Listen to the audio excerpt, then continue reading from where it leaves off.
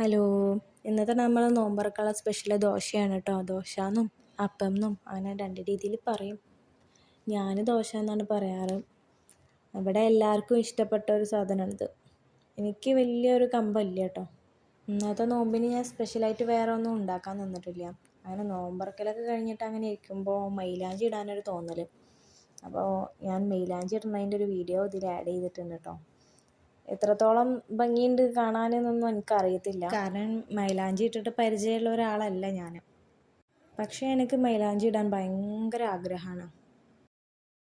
ഞാനൊക്കെ ചെറുതായിരിക്കുമ്പോൾ കല്യാണ വീടുകളിൽ പോയി കഴിഞ്ഞാൽ താത്തമാരിങ്ങനെ മൈലാഞ്ചി ഇട്ട് കൊടുക്കുന്നത് കാണുമ്പോൾ ഭയങ്കര ആഗ്രഹം തോന്നും. എന്നിട്ട് അവരുടെ അടുത്ത് പോയിട്ട് കൈ നീട്ടി ഇങ്ങനെ എടുക്കും ഇട്ട് തരാൻ വേണ്ടിയിട്ട്. ഓരോരുത്തരെ കഴിയുന്നതും വെയിറ്റ് ചെയ്ത് ഇങ്ങനെ ഇരിക്കണം കിട്ടാൻ വേണ്ടിയിട്ട്. അന്ന് മനസ്സിൽ കയറി കൂടിയ ആഗ്രഹമാണ് മൈലാഞ്ചി ഇടണം എന്നുള്ളത്. അങ്ങനെ ഞാൻ തനിച്ച് ഇടാൻ പഠിച്ചു തുടങ്ങി. കുറച്ചൊക്കെ പഠിച്ചു എന്നാണ് എൻ്റെ ഒരു ഇത്. നന്നായിട്ടുണ്ടെന്ന് വിശ്വസിക്കുന്നു.